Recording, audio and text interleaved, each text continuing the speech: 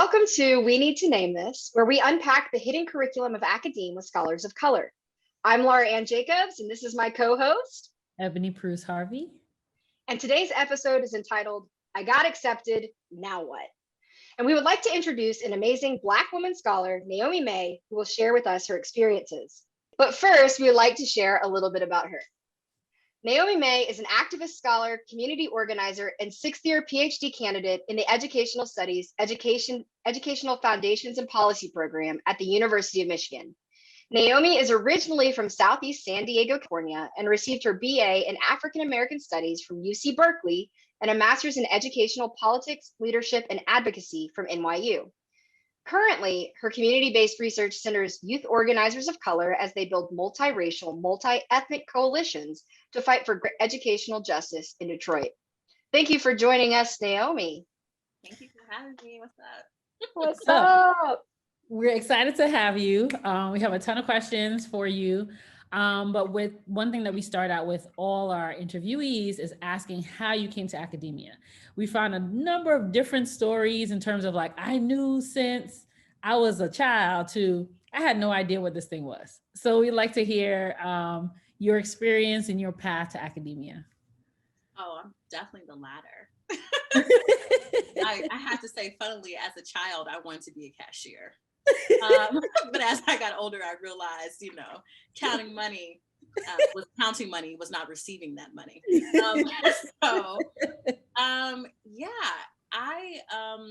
I came to academia by engaging in activism and being a community organizer on the campus of UC Berkeley. And so I co-founded the Black Student Union and was a part of the BSU in undergrad. And as I was building more of my critical consciousness and like dreams for Black liberation and overall liberation for people of color, I sought like what would be the best way for me to help be a part of transforming this world, not thinking that I would be the sole person to do so, because no one is, but what would be my part, and I found that education would be the part, because education was the mechanism in which I was able to kind of assert the life that I wanted to live for myself. So I grew up, low income and went to under-resourced schools. And I always had an issue with how we were framed, very deficit, very that, we were apathetic to our education. And that wasn't true among me and my peers. I don't believe that's true about any child of color and our families. It was more of that we had been divested from, we had been neglected, and we had been invisibilized. And so I engaged more in education because it was an escape for me from my home life. But I also knew that it could be an opportunity for that could be the way that young people could engage in the education the ways that they wanted to, not the ways that they were given, right? And I think that's key there, because not everybody needs to go on to higher education or should have to in order to live the life that they want. But currently that's our society. And for those who do want to engage in more education in that way beyond high school, like what does that look like? And what kind of access do folks have to education, right? To equitable education. So anyway, I came to academia that way by choosing education, wanted to be a part of building justice in that way. And African American Studies was such an important aspect of that, and being the foundation. And then I kind of tumbled in by mentorship, essentially. Okay. I was going to ask, like, you got your bachelor's, you got your master's, and then you got your PhD. So usually some folks go from, their bachelor's straight to a PhD. We've done something similar. We've both done the bachelor's, master's, PhD. So when you were in your master's program, was it that mentor, or in your undergraduate program, or was it an outside mentor who was like, hey, like, go get your PhD? How did that work for you?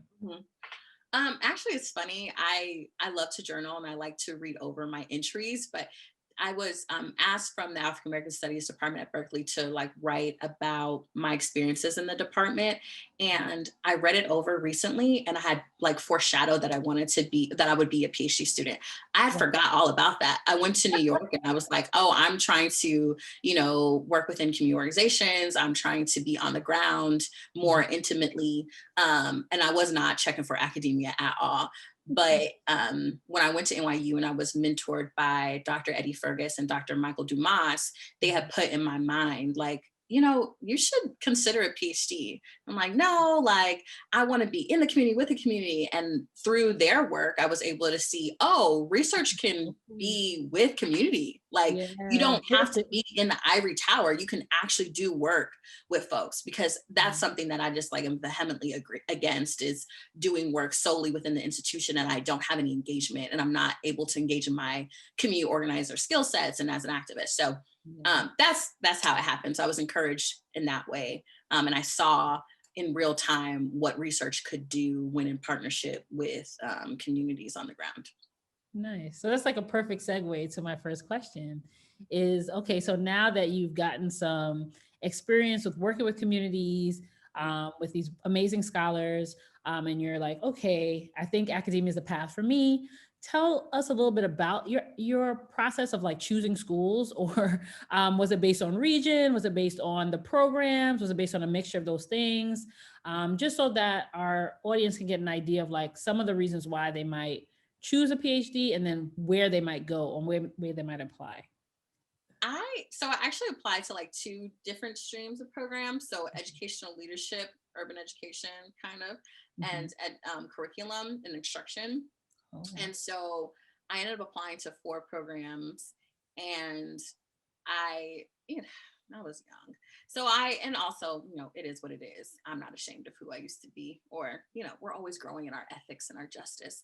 But I was looking at top ranked schools, you know, and I was also encouraged to do so for a myriad of reasons why, you know, we encourage each other as people of color to look at top ranked schools, not only for what's considered to be prestigious, but also in terms of resources. And so I, you know, decided on these 4 programs because of the scholars that would be there. And I was like pretty adamant. And actually every scholar I applied to work under was a Black scholar. And so I knew that I wanted to be mentored under a Black scholar. So I would name the advisor that I would like if I were to be accepted. I named, you know, my interests as it related to working with Black communities for greater educational justice aims. I even named back then working with Black activists in education. And so I got accepted to all 4. And when which was very overwhelming for me because that was not the experience in my master's program. Okay, baby. When I applied to master's, I was like, rejection.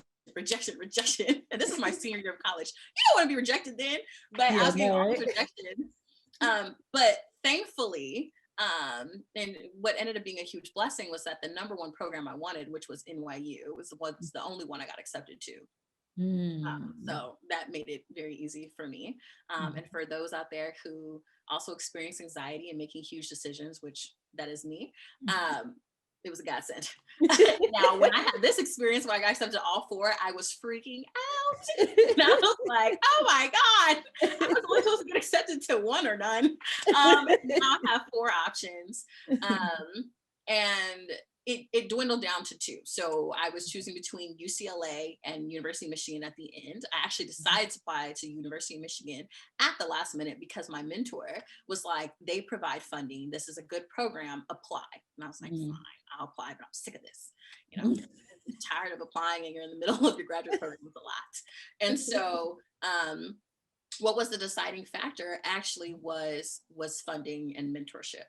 So the advisor I applied under at UCLA didn't take me, with someone else. And, you know, he was a man of color, but he didn't necessarily engage in the work that I wanted. And Michigan, you know, I got accepted under a Black woman, Dr. Camille Wilson, and she engaged in the exact work that I was interested in. But at the time, my dad, who is now living among the angels, him and I really wanted to be reunited in California. And so I was leaning towards going back home, at least to be closer to my family, in particular, my dad, who was living in San Diego. And UCLA just couldn't match the funding of Michigan. And I would have had to work the entire time, and they did not have a cohort style. And I'm very much a community person. I really wanted a cohort. Exactly. My baby's right here, Evie in LA. And I really wanted a cohort. And I also knew that I did not want to have to work to live the entire time. Michigan funded me full. And they were like, I'm a Gates Millennium Scholar. And so Gates funded me throughout my tenure in higher education because I engaged in education, which was one of their disciplines that they funded.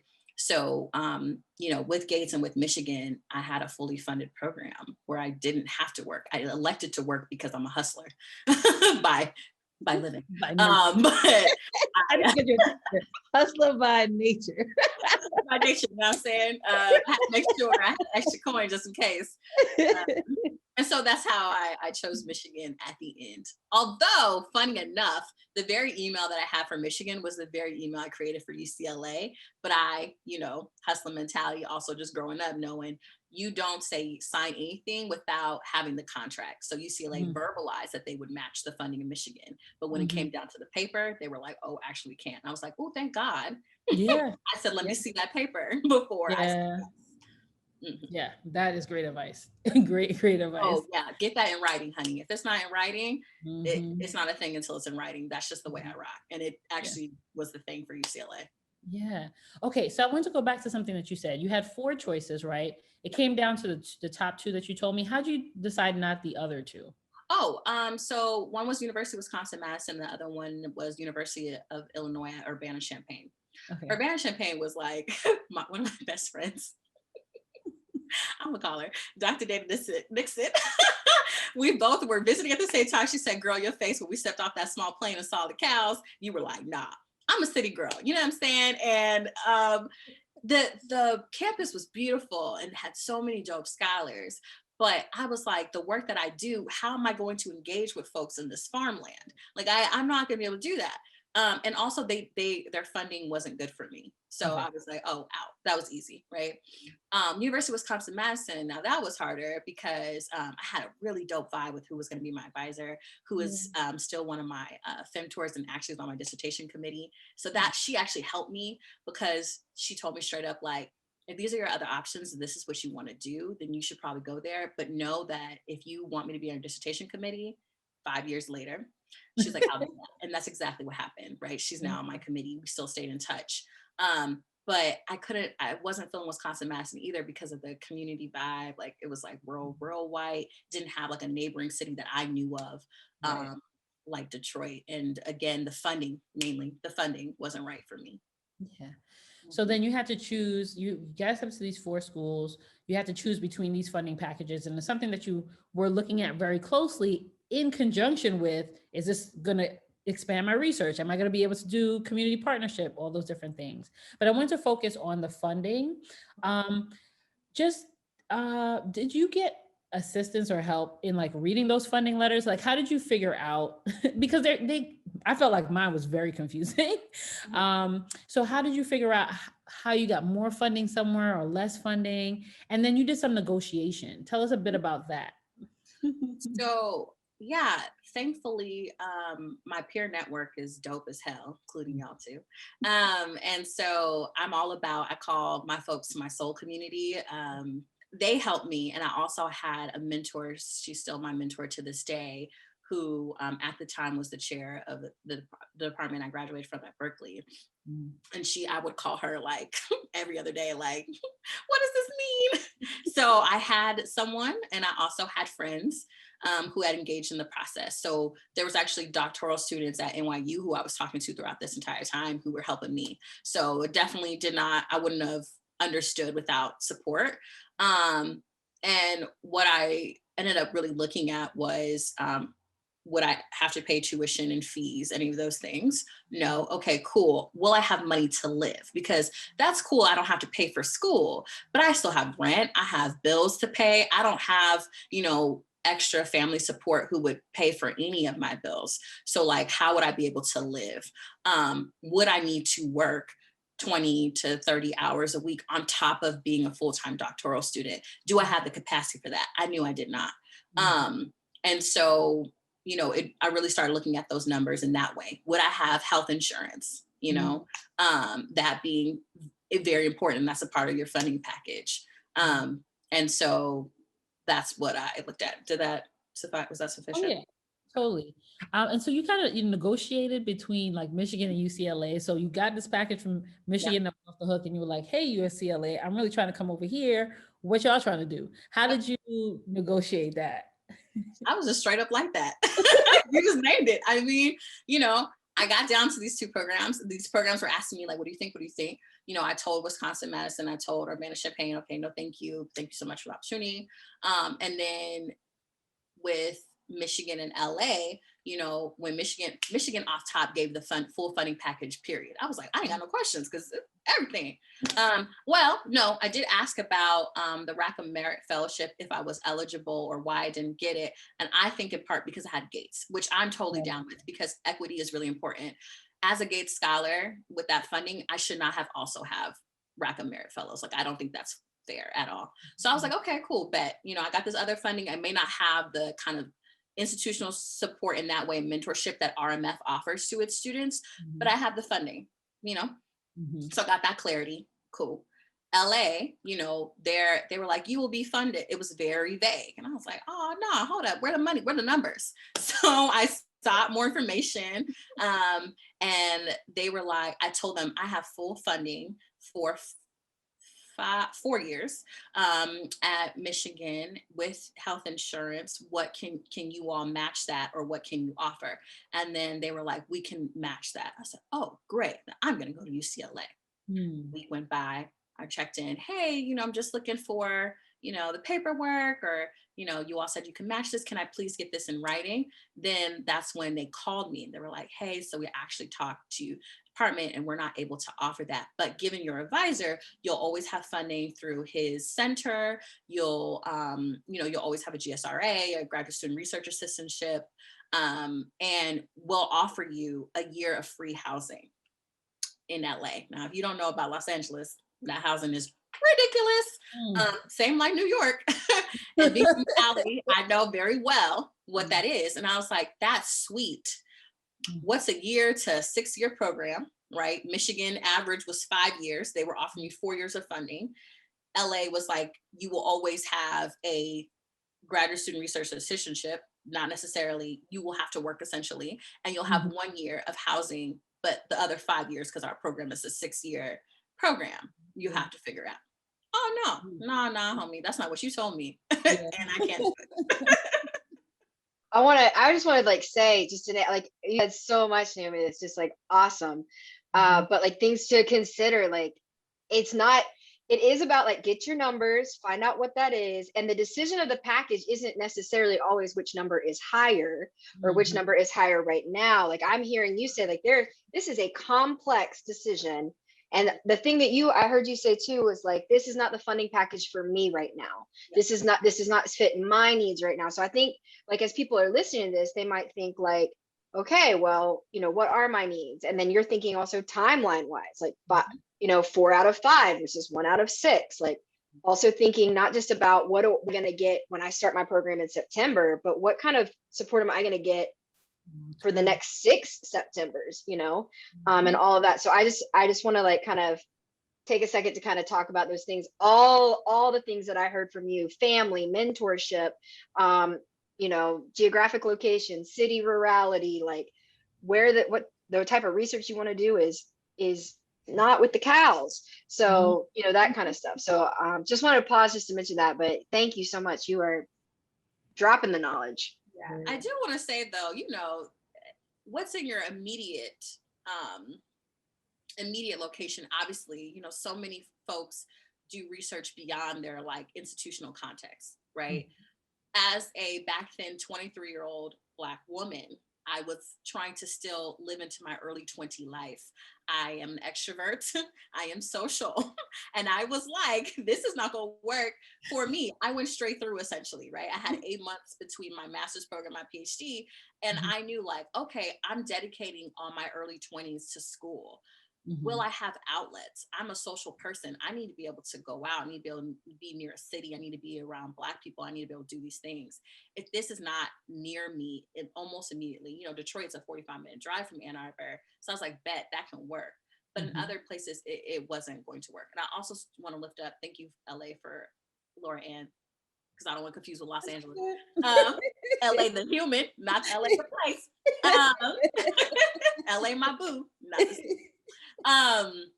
Also want to lift up the cohort piece. That was like a thought, you know. As Naomi, I knew that I wanted to be in community with folks, and I didn't want to be in a cohort that was based in or premised or rooted in competitiveness, because you have to be, right? There's institutions where everybody has to compete for funding. That does not help build morale or rapport when you're constantly in competition with your peers to survive. And I was like, at Michigan, at least, like, we weren't competing with each other to survive. We weren't competing with each other. And that I know from other friends that unfortunately was some of their experiences, because that was just like how they had to live, not any hit on them, but the fact that like that was just like what had to be, not had to be, but what was kind of manifested due to not having enough support for everybody. Yeah, I'm totally with the cohort model. You know what I'm saying? That's where you make your first friends. You know what I'm saying? True. I have friends, homie. I need friends. I need friends. Oh, okay. So before I hand it off to Laura Ann, I had one more question. So how important is it to visit an institution before accepting an offer? And is it possible, thinking about COVID and the fact that everything has been online, how do you make like a good decision for you if you aren't able to, for financial reasons or because of a pandemic, you're not able to visit the universities that you applied to or that accepted you? Talking about COVID, I'm like, I still have not got used to speaking in the camera. I keep looking at myself, but everybody has this issue. So, you know, it is what it is. Y'all know I'm like all over here. But so pre-COVID, it was really important for me because I needed to feel the place. I also am a spiritual person. So I get gut feelings about places. And the only way I can really get a gut feeling for me is to be there. And so thankfully, all of my programs I was accepted to pay for me to visit. So I would not have been able to visit if the institutions didn't pay for me to come. So that's the thing. I do think though, like given COVID and also given institutional support and like the impact on higher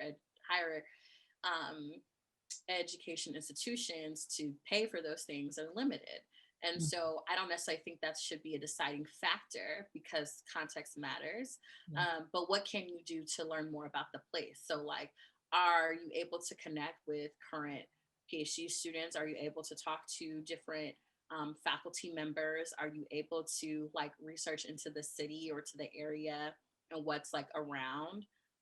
Even being on the job market, I was like Googling demographics of the cities I was applying to because I really need to be around some people of color, right? And so I think it is important. It was important for me, incredibly important for me, but I also was given those resources, and that's not always the case. And I don't necessarily think that is a factor if an institution, one, can't afford it, or you don't have the capacity, because, you know, also folks have full-time jobs when they're applying, you know, folks are parenting, all these other things. And if you can't visit, I don't think it means a no. Right. Yeah, thanks for sharing that. All right, I'm gonna pass it off to Laura Ann because she has some questions for you as well. All right. Thank you. Yeah. So I'm hearing also too, I know you're like, I mean, I just chose top tier schools. And then I'm like, okay. And then you had like an extremely thoughtful process that was very deliberate and complex that then you had it did. So let's not pretend like it was, you know, willy-nilly. But yeah, I'm hearing a lot of thoughtfulness and like, oh wow, like these are things I wish I knew. Like I didn't know anything about Ann Arbor. I didn't know anything about like the Michigan area. I could probably honestly not point to where Ann Arbor was on a map of Michigan before I lived here, right? That like I'm honest. I was like, I don't know, I guess I just go. And so it sounds like even too, you said in my applications, I put who I wanted to work with, who was going to be my mentor. I knew what type of scholarship they did, and I knew if that was a good fit. You even talking about your mentor at another institution who's on your committee now, and like all of these pieces is this very complex like ecosystem of support and decision making. And so my question is, it's going to be about mentorship and advisement, which is how did you seek out an advisor, determine who you would be interested in, and like reach out and initiate that contact with them? Oh, I didn't initiate contact with any of the people I applied under. I was just Okay. roll the dice. What's up? I'm interested in you. You interested in me? Okay. So no, definitely did not reach out. But I, Googled up people and looked up Okay. their work and, how they identify. So I'm going to speak from the position of who I am now. Okay. As someone who's experienced a lot of life since 6 years ago now, and now is finishing her dissertation and about to finish. I've come to, pom pom, oh Lord, so excited. She's infants. All my little sayings are coming out now because I'm in the thick of it. But who I am now, I would say that I've learned that no one person can be everything. No advisor can be everything. And so it's really learning and discerning what are the things that you need in an advisor, must have, like their criticality, their scholarship, how much access you get to them. Would you meet with them weekly? Would you meet with them biweekly? Would you meet with them whenever you need it? What kind of advisement do you need? Do you need someone who you can hit up and talk to often? Or could you work with someone who's like more further away, where you can check in when as needed? I knew that I needed to have regular access, which was biweekly meetings. I knew that I needed to be mentored more directly. But I also knew that I was okay with seeking mentorship in other areas, and from different folks, because again, from who I am now, I've learned that no one person can be everything. And that can go for a whole lot of roles, but for this, advisors, right? And unfortunately, academia pushes us to try and be everything and all things. And then we're hemmed up for not being all those things. But who is all these things? Who is a great mentor, a great teacher, a great researcher, a great grant getter, right? A great a great colleague, all these things. Who can be all those things all the time? And folks have decided what they're going to be, and also academia has decided what is most important, right? So when you're at R1s, at the end of the day, most of these R1 PWIs care about the research. I knew for me, yes, research mattered, and if it was critical, hell yeah, that mattered. But I needed someone who can relate to me as a human being. And if we couldn't have that kind of rapport off top, if you couldn't be someone I could talk to about personal things sometimes, then it wasn't going to work as an advisor, because humanity was incredibly important, which proved to be when I was in the program. Did that, or do you want Yeah, to? I think that's good. I think it's really helpful to hear that. And like, I think a theme that we've heard in some of our interviews so far, we're filming them out of sequence, but it's like this idea of like human relationships with the people who support us. Right. Maybe a challenging question, because it's like kind of this intangible thing. Is like, how do you know when you start with your mentor or your advisor, like, how do you know that that's what you're getting? How do you advocate for yourself? How do you get the feeling that like, I think I can like ride this ride with you? So thankfully, my advisor off top, when I met with her, when I visited the institution, was like, this is who I am, and this is what I do, and this is how I relate to my students. She was very like, this is what it is. And I very much appreciated it. Like off top, she was like, I meet with my advisees biweekly. I build a relationship with them. I may not always be the most available, but I'm here to support you and make sure that you finish. And also, like, I want to learn from you, And so I knew it was a reciprocal relationship. Unfortunately, I think sometimes you literally luck out, where it works. And then sometimes life happens. We live multiple lives within our life, right? I am not the same Naomi I was when I first came, right? And that's for a lot of reasons. And so sometimes when you are doing life with someone in these different relationships that you have, it may end up not working. And who you thought you knew may not be the person, or what you thought you needed may not be the thing that you need. You actually need something else. So in terms of advocacy, it's saying, honestly, given our relationship so far, I think that maybe we're incongruent, or maybe like there's some things that are not as aligned as I thought so. Could we work on these things? These are the things that I need. Or do you have the capacity to give them? And hopefully your advisor is honest whether they have the capacity or not to do those things. And if not, then you would talk about considering a different advisor. You also could look at it from a different lens where it's like, okay, I know that this person can do this, this, and this. I'm going to go to this person. I'm going to go to this person and this person to help supplement what my advisor is not able to give me that I need, because I still want to be with them, right? That also is a thing. I also, again, am a huge person on peer femtorship and soul community. And so it's incredibly important that you also like build those networks and learn among your peers, because also your advisors are still in the academia hamster wheel hustle grind, right? And, shoot, I'm trying to connect with the homie who understands what it's like, but also may have more knowledge because either they're older in the program or have a different advisor and things of that sort, which I've been able to do with my peers and they've been able to do with me. Thank you so much for that. And thinking about I just love what you said about people doing life with you. And yeah, I'm a different Laura Ann than I was 6 years ago. And my needs certainly changed. And I know also I've had people who supported me tremendously early or in the middle or at the end, and honoring that and trying to say thank you for this time in my life that you shared with me. It's still a difficult conversation. So maybe that could be another episode. But I just love just such the affirming way you say that it's not a failure on the part of either the mentor, femtor, or you if you need to make a change. So as we get kind of closer to the end of this episode, we're focusing on applying, making decisions, reading your funding package. It's not over once you start. You have your first day of class, maybe you get a little new book bag or something like that. You still get your new shoes for the first day of school, whatever it is you do as a grown person that you still do when you were 5. I love it.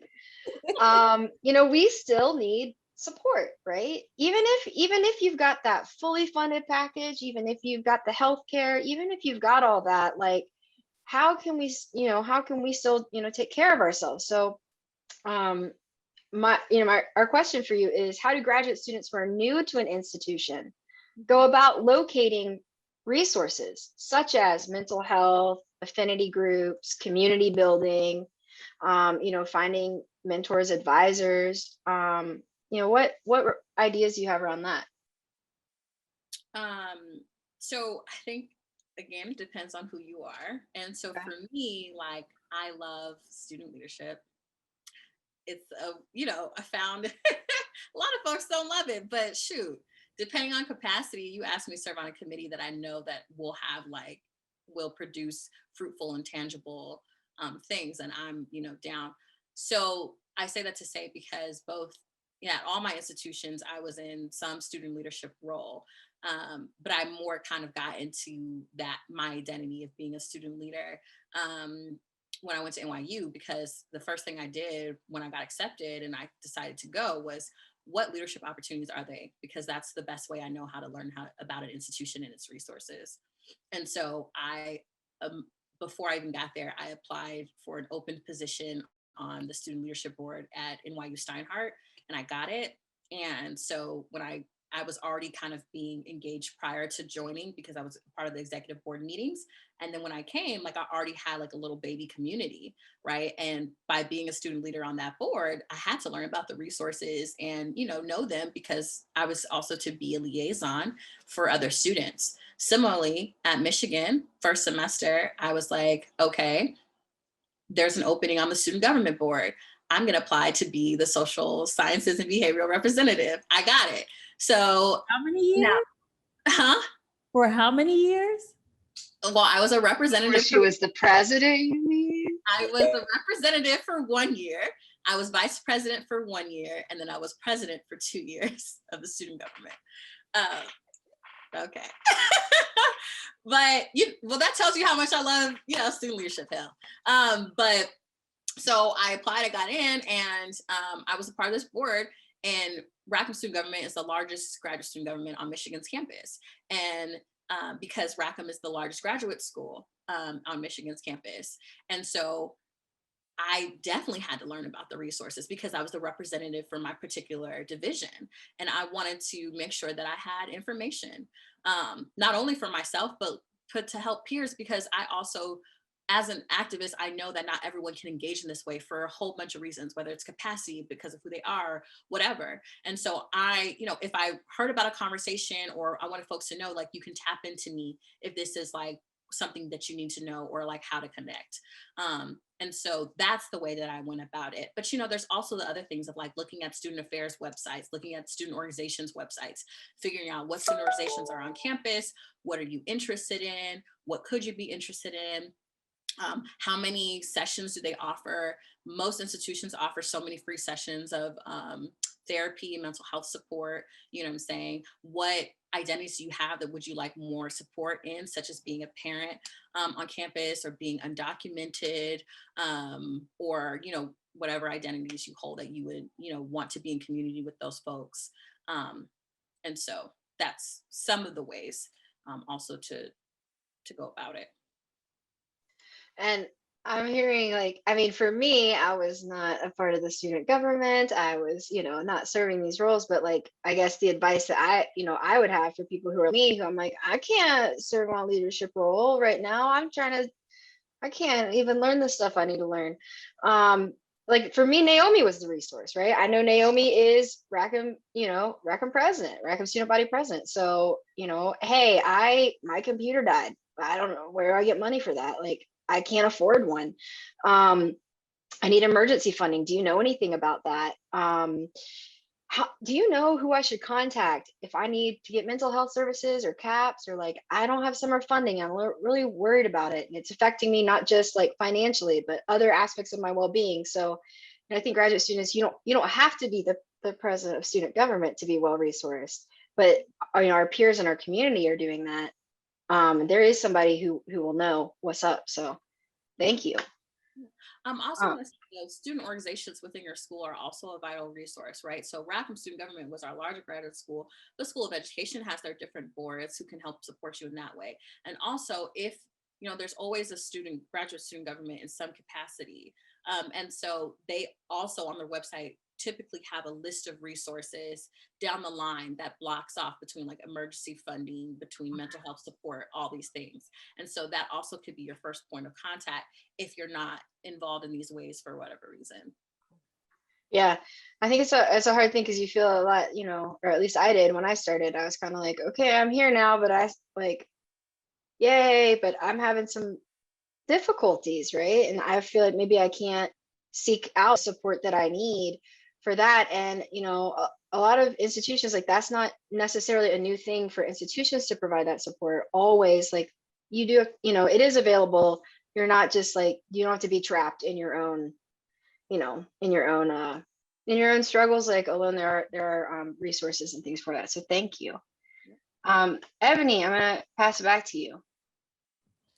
So just from our whole conversation, I'm hearing how important community is too, because anytime I heard about any kind of funding thing, Naomi would be like, maybe the grad lab, and she'd be like, so you could apply to this thing, or you could apply to that thing, or whatever. So just make sure, like, when you find, you find your people, because they're going to let you know, like, oh, I got the hookup over here. You need to come over here. Yo, there's free breakfast over there. You need to come over here. You remember the breakfast bagels at Rackham on a Tuesday or something? Tuesdays, honey. Yes. Bagel. With coffee and cream cheese, fancy cream cheese, strawberry cream cheese. That's my thing. Exactly. You know what I mean? So definitely, as you build your community at your university, you'll hear about all these different things that you can take advantage of, even like student groups that you might want to be a part of as well. So definitely, reach out to folks. There are going to be folks, you have to find them sometimes. I just, like Naomi said, sometimes it's just like the luck of the draw, because like Laura Ann, I was like, oh, you giving me healthcare, you paying for my education, and you giving me money to live on. I'm in Michigan. I don't know anybody in Michigan. I don't even know where Ann Arbor is on a map, but I'm going there because I'm not paying a dime. You know what I mean? Yeah. And then I just lucked out. Like, all these beautiful Black women everywhere, all these people of color. Like I just, I lucked out. So what Naomi is sharing with us is that you can be more strategic. So you don't have to luck out. You can actually find it and thrive. Okay.